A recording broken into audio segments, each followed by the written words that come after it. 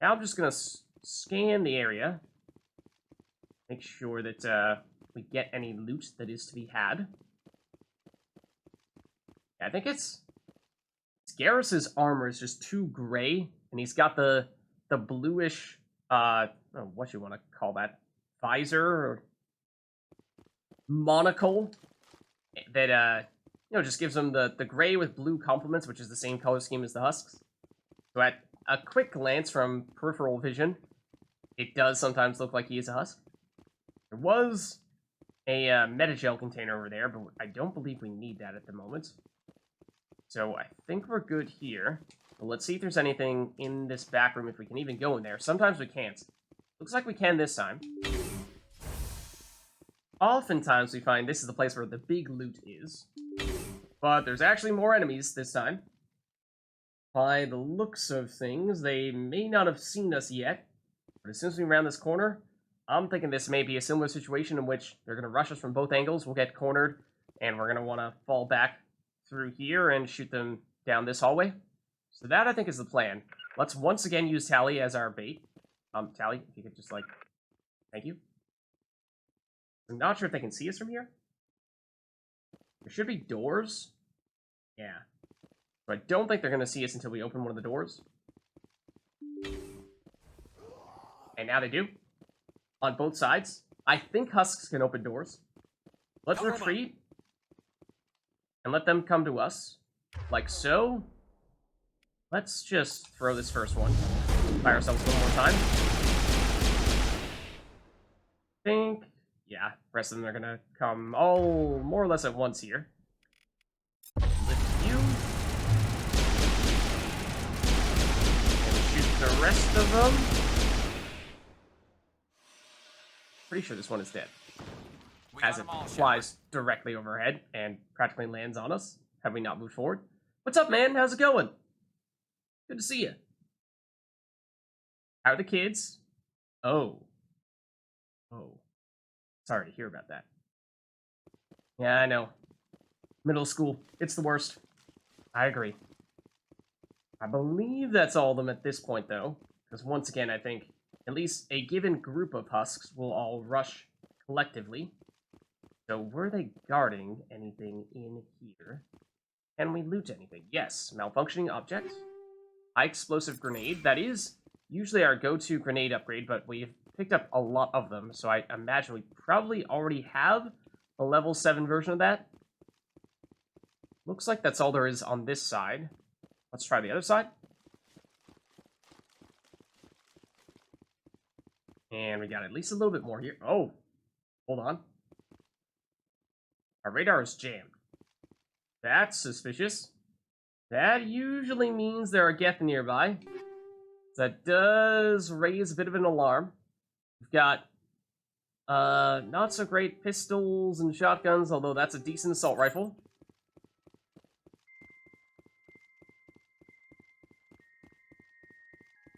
Here, we've got... oh, that's actually the environmental hazard heavy human armor, so that could work well for Ashley. Oh, almost missed this.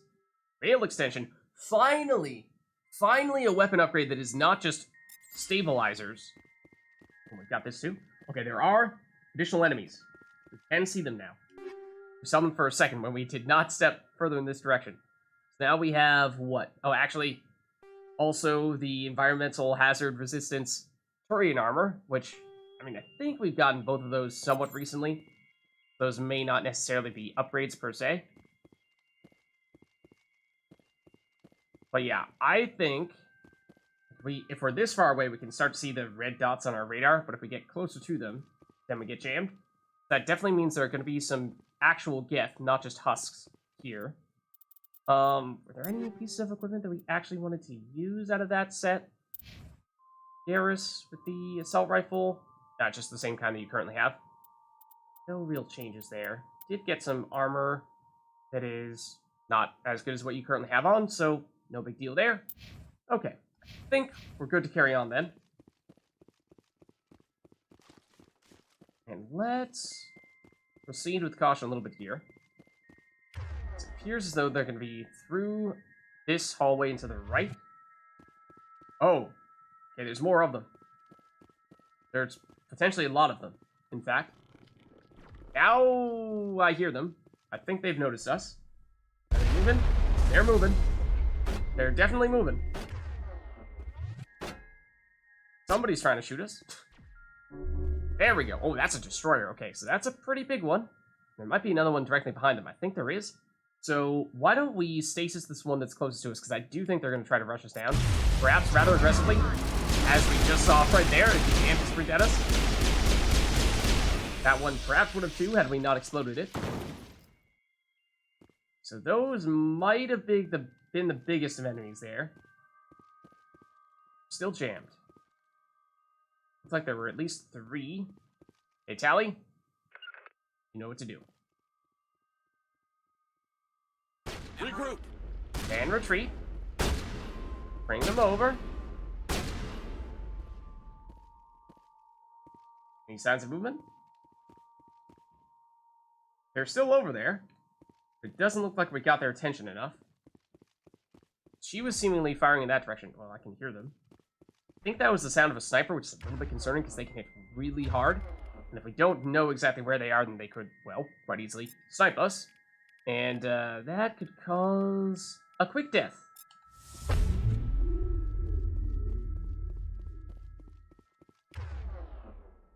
Tell from here. We know there are at least 2 over there, but I thought we saw Tally shooting this direction. Oh, yep. Yep. There's one of them. There's another. They are, in fact, snipers. So, they've taken up good spots here. That one? No. There's one. Despite saying that's Garrus Vicarian, that will annihilate us if that hits us. In fact, that one did.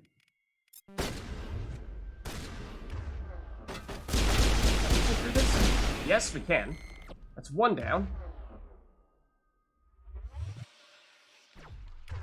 This is the sniper that's causing problems. That one's down as well. One more that was further over here. Yeah. Ooh, there's another one even further to the right. You can stasis back so quickly now. It's fantastic. That one's down. Seems as though we now can actually access our radar, or maybe we just aren't close enough to this one to get jammed just yet. Created a shield over there, which kind of revealed their location to us, but oh, hello, bye.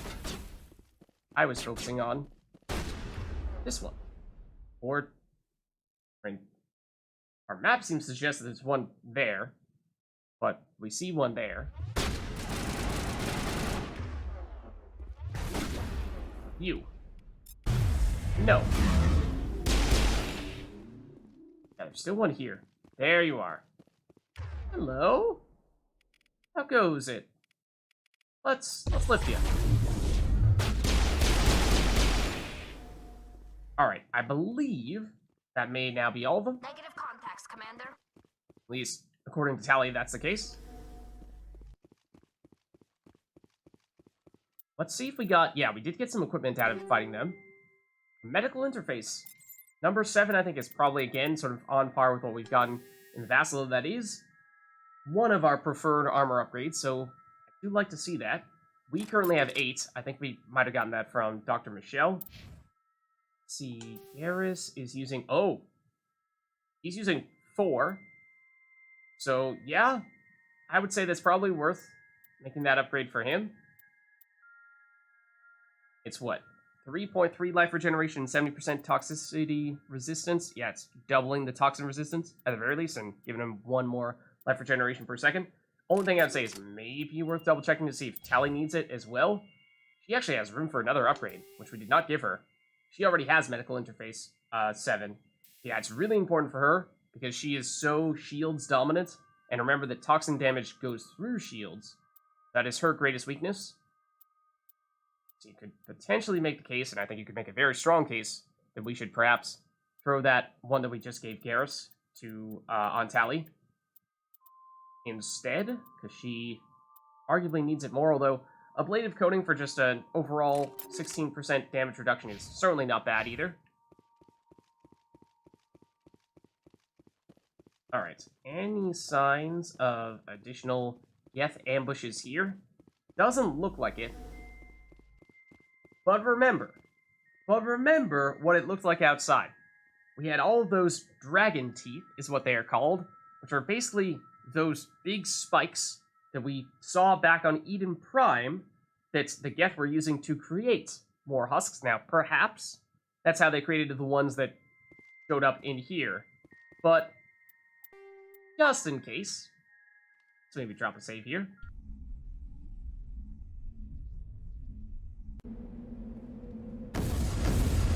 Because suddenly we've got some Geth out here as well.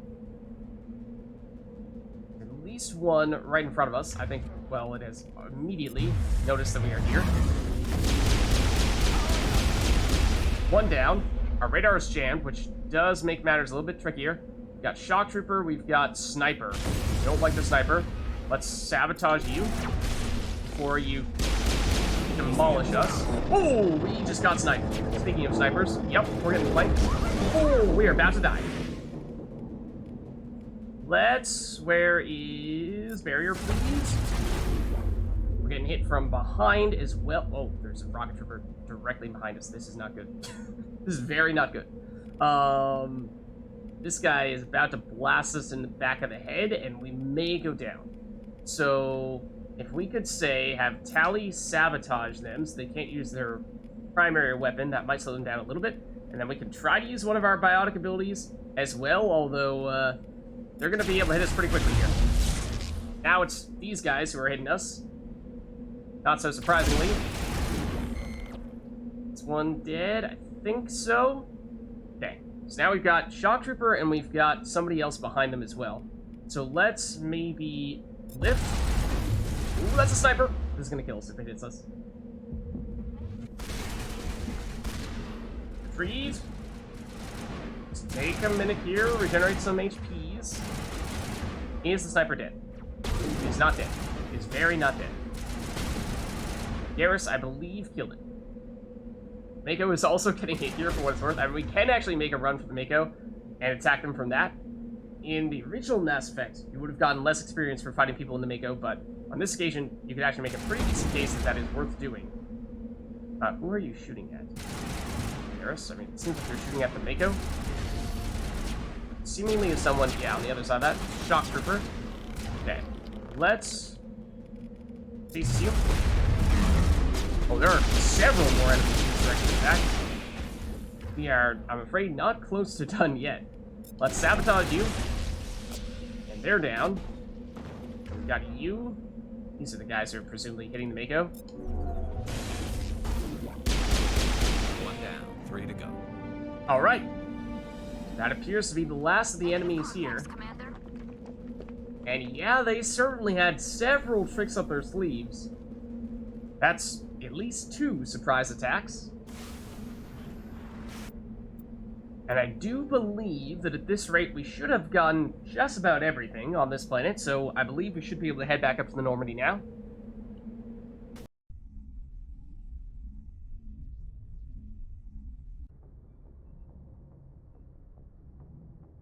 Okay, so that's a sense of what it's like to try to attack one of the Geth bases. Now, as Garrus was just saying, and as Hackett was saying when he gave us this assignment, there are more bases where that one came from.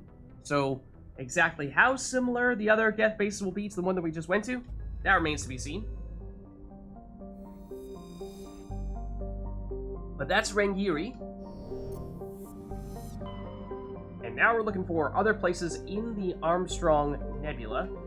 So let's see. I mean, they said 1 of 3 bases. However, there are clearly 4 systems here. We just finished the Gagarin. Let's see, then we've got Tereshkova, Kong, and Vamshi. So I suppose we'll just, I don't know, maybe we try to more or less go in order from left to right. We'll go Tereshkova next. Why not?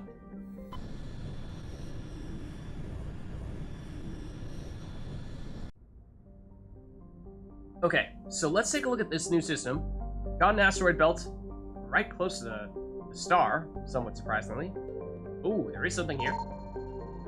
It is a carbonaceous asteroid that we can survey. A dark asteroid of mixed carbonaceous materials. Let's check it out. Medallion recovered. While scanning the asteroid field in the Tereshkova system, we picked up some anomalous readings. After some daring maneuvering by Joker, a small team was able to recover some debris from one of the larger rocks. Among the items discovered was a League of One medallion. Okay. Well, let's just make sure that... Oh, for a second I thought that was another asteroid right next to the one that we just saw, but no, it is in fact the same one. So that's all there is in that. Let's see, then there's Antibaar. It looks like this is actually the place where we can land. Antibaar is a cold terrestrial world with an atmosphere of methane and argon. Its frozen surface is mainly composed of iron with deposits of magnesium. The world has been noted as a possible target for long-term terraforming. If the atmosphere could be increased to the thickness of Earth's, the global average temperature would rise by 10 degrees Celsius. Antibaar's combination of low temperatures, high-speed surface winds, and low visibility make it dangerous to explore on foot. Yeah, it's negative 34 degrees Celsius, so it is definitely quite chilly at the moment. Gravity-wise, though, relatively similar to Earth, and they were saying they would be looking to increase the atmospheric pressure. So the atmosphere is what? Made of methane and argon. Not sure how useful that is, how livable that is, but either way, we will definitely land on this place soon. So let's check out the other planets here first. So there is Patamalrus. Patamalrus's atmosphere is very similar to Venus in terms of pressure and temperature, so extremely high pressure, extremely hot. Unlike Venus, however, Patamalrus's atmosphere has a significant quantity of oxygen, both free and bound in sulfur dioxides. The surface is largely composed of magnesia, deposits of carbon. It is possible, if unlikely, that simple life may be developing on Patamalrus. Computer modeling suggests that the powerful solar winds from the Tereshkova stars will blow over Patamalrus's atmosphere in a few million years, lowering the temperature on the surface to the negative 70s. That is... They're saying that about a planet that is currently 451 degrees Celsius. Wow. Yeah. So, that's the kind of thing that, in theory, would be affecting all of the planets in this system, although technically, so solar wind basically means that the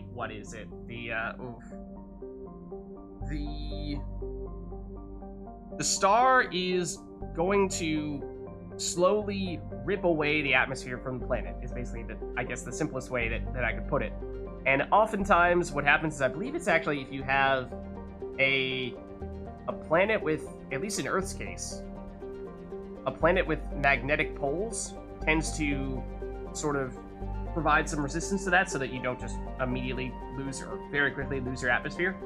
And so that could perhaps be one reason why it would be affecting or have the potential to affect this planet more than the other one, but that is pretty alarming that the planet right next door, they're saying, oh yeah, it's a great candidate for or maybe not a great planet, not a great candidate, but a candidate for terraforming, whereas this one they're saying it's unbearably hot at the moment, and in just a few million years, it's going to go from extremely hot to extremely cold because it's going to lose all of its atmosphere. That's pretty extreme. That's pretty extreme. But anyways, we can survey it. And we got a heavy metal, small deposit of iridium, and we were finding that recently we completed another one of the categories of mineral collection. I don't remember if heavy metals is one of the ones that we still need or not. It might be. Then we have I have no idea how you say this. Is a terrestrial world with an atmosphere of chlorine and krypton. The surface is mainly composed of silicates with deposits of carbon. Planet that I don't know how to pronounce has a low mass for its size, and it's tidally locked to the star Tereshkova A. Oh, hold on. Yeah, earlier it said the stars in the Tereshkova system, plural.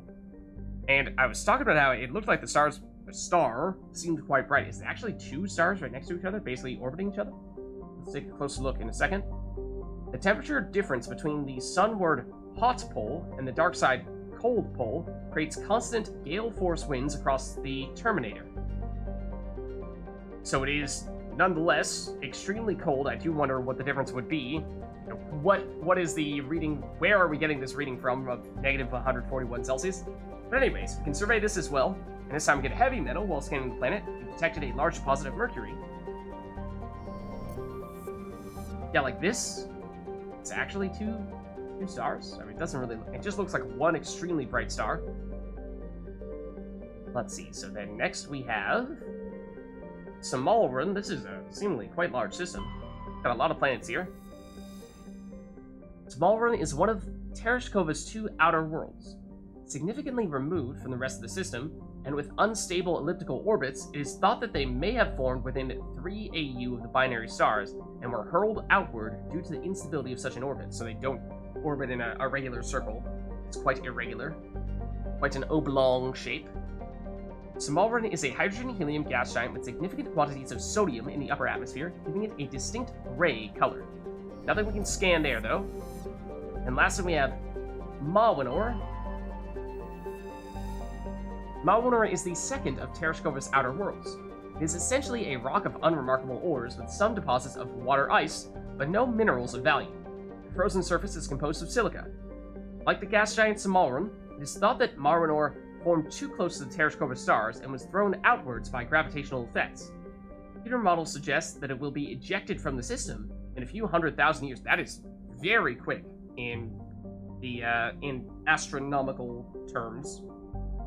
So nothing we can scan there though either. So that means all we have left is to take a look here at Antibaar and make our landing.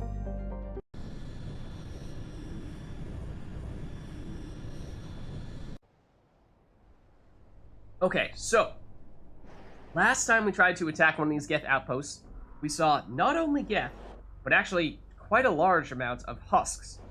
And I would say the tricky thing about that is the preferred team versus husks is probably pretty different from the preferred team against other Geth. Because husks, I think for the most part, it's just pure crowd control.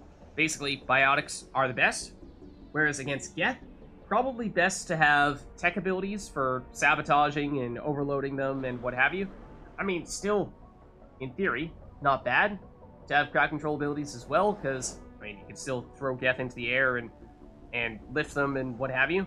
So, yeah, I mean, make the case that this is just the duo we end up going for here with potentially even all these bases, Tally plus Garrus. That is tempting. Otherwise, I mean, Rex is also provides a little bit in the way of the crowd control. Liara would definitely be the best in that variety. So maybe we swap out Tally for Liara, just for a little bit of a mixture there. And then Garrus for Rex. So we basically, previously we went prioritizing the tech abilities. This time we'll prioritize the biotic abilities. I mean, if it is mostly Geth and less so the husks, then this is probably worse. But we'll experiment with it a little bit. Oh, and keep Rex.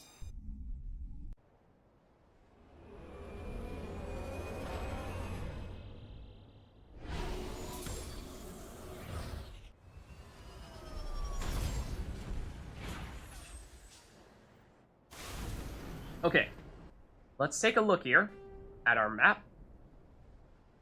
We have an anomaly here, but it looks like, yeah, this Geth outpost. I'm guessing the Geth outpost is the Geth outpost. Just my hunch. Then we've got some debris close to that. So this is a very, if you look at the map here, it just looks strange right here. It's like there's just this plain and simple oval right here. Like there's this big plateau right on the edge of which has this anomaly. So that is peculiar, but maybe we head over to that first and then we can do either a counterclockwise or a clockwise circle around and eventually make our way over to this Geth outpost.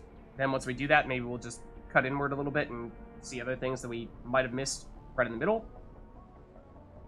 I think that's probably the plan here. And I did see that, yeah, somebody has a point. Actually, both of our teammates have a point to spend here.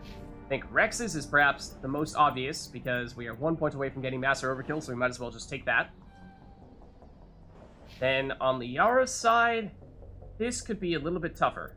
She has fully maxed out all these biotic abilities, so that's great. A little bit in barrier. I'm thinking what we do here is we either go with electronics to give her more shields, make her a little bit more defensive, or sorry scientist. Oh no, I every time I read this, I get hope, or every time I see it, I get hopeful and think, oh, getting cooldown on biotic abilities and maybe biotic damage, that'd be great, but it is cooldown, yes. But other than that, it's just first aid stuff that it doesn't seem super helpful. So for that reason, probably would, in fact, just prefer to keep it simple and go with the electronics instead. So somewhat similarly to Tally, Liara, in theory, can get a decent amount of shields if you do focus on building up that electronics ability, but because toxic damage goes through shields, she is quite vulnerable to that. Ooh, we have a lot of question marks over here, some of which were on our map, some of which were not. So what do we have here? It's also the edge of the map. I didn't think we were that close to it. We're right in the middle. This seems like this could be a very small world, in fact. What is this? This does give me a little bit of pressure maw vibes. I wouldn't rule it out. This looks kind of like one of those baiting situations where, yep! They're like, oh, come over here and check out these guys. They're so innocent. Oh, that just absolutely nailed it. Never mind the fact that there's a Thresher Maw. I don't really know what the best direction to go in here is, because the Thresher Maw kind of just went straight for us, and then now it's going who knows where. I actually do like you hanging out over there, though.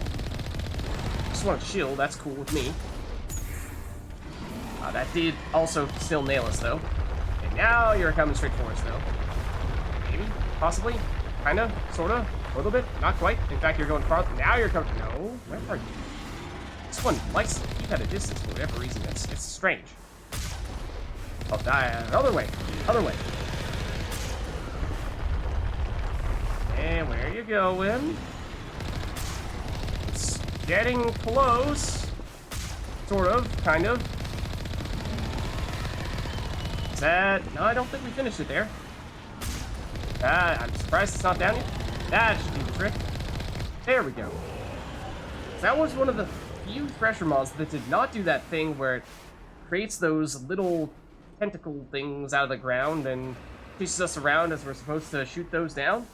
And to be honest, I kind of prefer that.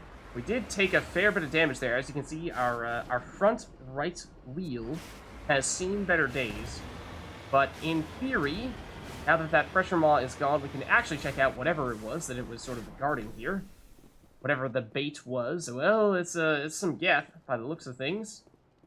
So, confirmation that, yes, in fact, it does appear as though there were Geth here. Although I'm not sure what that is. Is there actually anything for us to get here? Yeah, wreckage.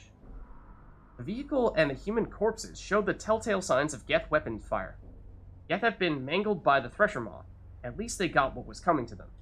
That's one way to look at it. That's that. Then there's also, in theory, something here. I mean, this may just be the Thresher Maw nest. That other X. Let's just take a few steps away from it. We'll open up our map and see if it says as such.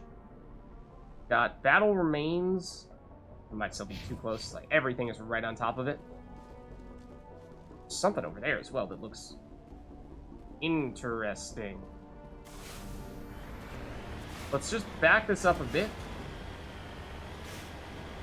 I'm guessing that one of those X's was the Thresher Maw nest, which usually don't show up on our map, but every now and again they do. Yeah, because we can see battle remains, but can't really see what the second X is, unfortunately. I'm guessing battle remains is the stuff that we examined. Then the Thresher Maw nest is obviously the Thresher Maw that we just fought. Then there's this question mark over here. And this... Is this what I think it is? Hold on. Let's save. This may be what I think it is. Prothean Ruin. We have seen some things that have said that, but this certainly has some very dramatic... I don't know if architecture is the right word? to describe it. Ambiance? Let's see. Start by recovering it. Protein data disk recovered. Searching the ruins, you discover a protein data disk. It must have been dropped by one of the Thresher Maw's many victims. Okay, false alarm. It was not the thing that I thought it might have been. So I will keep my mouth shut in that case. Nonetheless, it does look rather cool, though. A little bit easier to see when we're this far away from it. Dramatic. Okay, so yeah, lots of stuff happening in this corner. So now do we go this way? Might be a little bit of a longer route before we ultimately reach the outpost. Or do we go this way, which might be a little bit of a shorter route? I think maybe we go the long route, so that way once we do get to the outpost, we don't have that much left to do. I think that's probably preferable. So in that case, let's mark maybe the southeastern quarter. And we'll head in that general direction. And we'll see if there are any other hidden Thresher Maws or things along those lines. And we would love if there weren't. Just based on how the Mako did take a few big hits there. And we could, of course, repair it. But it is a pretty hefty price when it comes to the Omnigel cost. So I would like to not have to do that. So this is also extremely flat in an area that is otherwise relatively hilly. Possible. It's possible. See the edge of some minerals over there. And this is also the edge of the map. So let's just check this corner here. And then we'll double back to get those minerals. Doesn't look like anything here, though. So let's get the minerals now, in that case.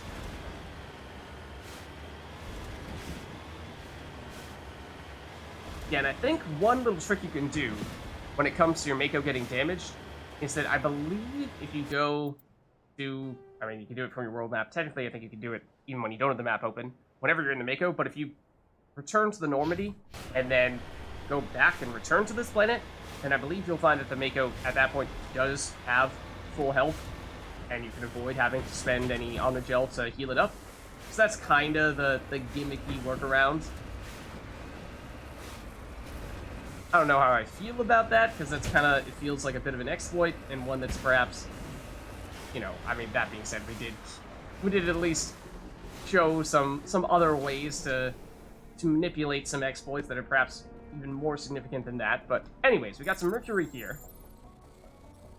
I am, of course, alluding to the infinite monies and karma exploits that we've seen, or really the karma one is more of a bug, whereas the money, I would categorize that more as an exploit. But those are things that you could probably make more of a point of using, so to speak, whereas the Mako one, it's a little bit more of a niche type of scenario, where, you know, if you have to do that, then you are resetting the positioning of the Mako, because I think you're always going to land in the same spot.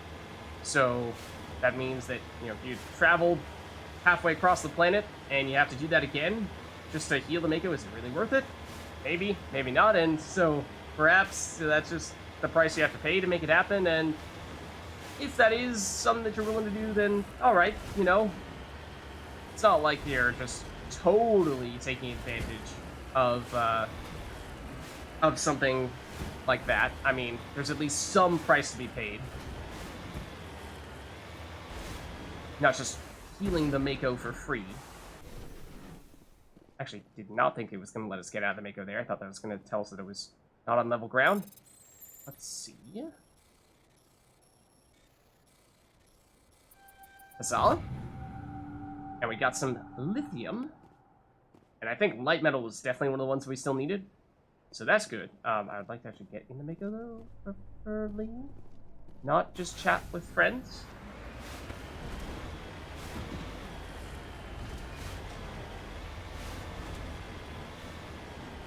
Okay, yeah, so this is the edge of the world now. Let's just make sure we check this corner. Verify that there's nothing there. Doesn't look like it. Now let's start heading northward.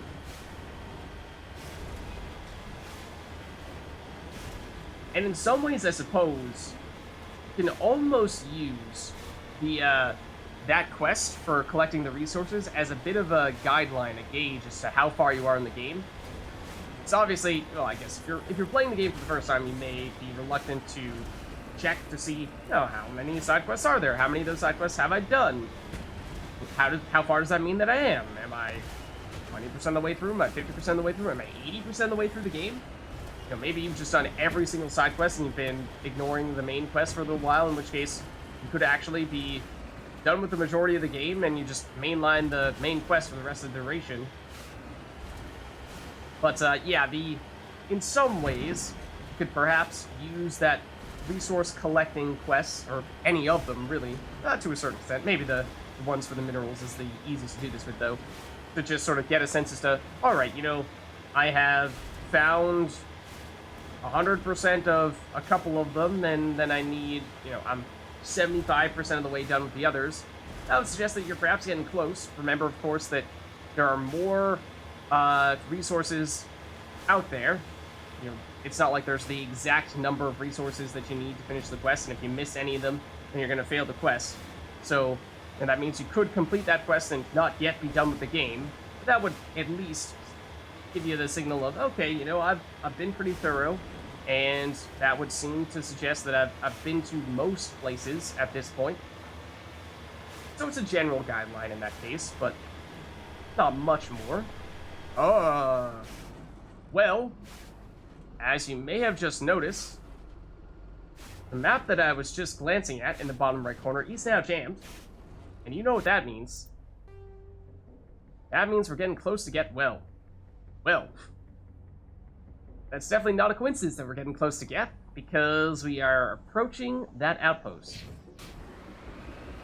It is, in theory, it would seem, perhaps up there somewhere.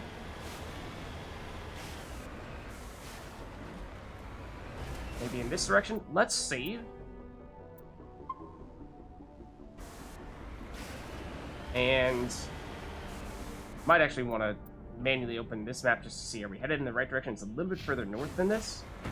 It's more so like in this direction, I would think. Well, actually, can we just mark this with our custom marker? That would probably be the best way to do it. That should still work, I think, although we are more or less, I think, basically headed straight for it.